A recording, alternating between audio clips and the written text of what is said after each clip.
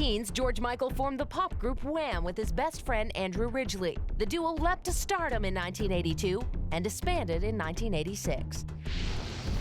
The following year, George released his first solo album, Faith. Its sexy, arousing beat combined with George's suggestive lyrics left fans wanting more. David Ehrenstein writes about George Michael in his book Open Secret, Gay Hollywood. George Michael is extravagantly sexual. He's just up there. There's a dimension of sexuality and pushing the edge of the envelope at all times in all sorts of different ways. George made headlines when his music video for the single I Want Your Sex was considered too hot for TV and banned in England. But George got even more press on April 7, 1998, when he was arrested in Beverly Hills for public lewdness. The George Michael scandal happened at a particular moment when he was sort of in, like in retirement. He had this huge fight with his record company, and he wasn't going to be putting out stuff, and he wasn't going to be making appearances, and then suddenly, where does he pop up? Well, he just got busted in a tea room. So there we go. It all went down at Will Rogers Park in Beverly Hills, near George's home. A plainclothed police officer named Marcelo Rodriguez claimed George exposed himself in the men's restroom on the south side of the park.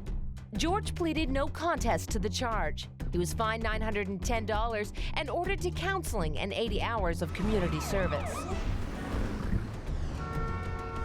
2 days after his arrest, George Michael publicly revealed he was gay. Author Jim Parrish. He said, yes, I am gay. So he came out and not apologized, but said, yes, this is who I am. It's been said by most PR experts that if you're going to do something that offends the public, go back in front of the public and apologize. Don't either ignore it or deny it, particularly if it's true.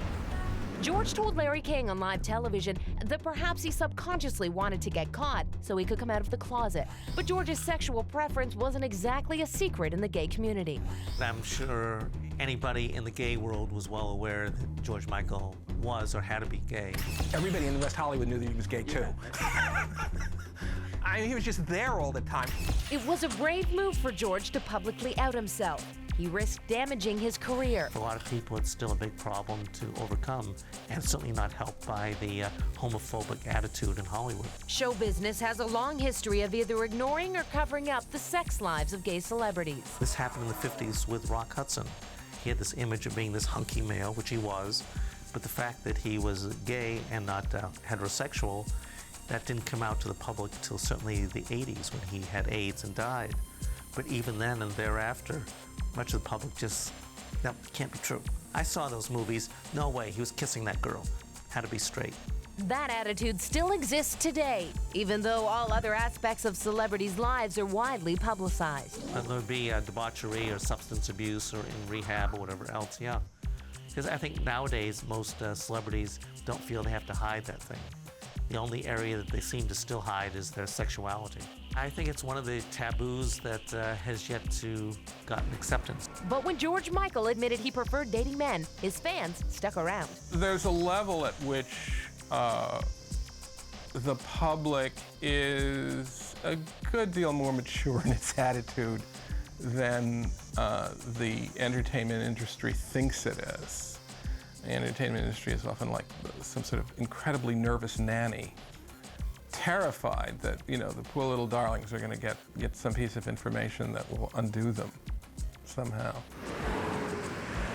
George still tours as a solo artist, and his work is available on the internet.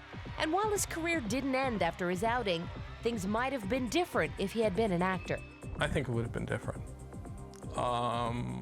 And I would have been sort of surprised. I don't think that, certainly actors aren't quite as reckless as that usually. I think what the primary difference is that a musician is playing music. So you might listen to an album or see them perform in a concert. But typically in the album or in the concert, they're not making heterosexual love and wanting you to believe it's real. So that makes a big difference, that you find it very hard to watch a performer that you suddenly discover is gay and say, well, gee, are they really doing a good job of making love to this woman? It takes away, it distracts. It has affected casting decisions in the past for actors who are gay or perceived to be gay or rumored to be gay or what have you. But it's any number of things or reasons to say no. Many straight actors are hesitant to play gay characters because they fear alienating their fans. Tom Selleck played a gay reporter in the movie In and Out, but admits it was a tough decision.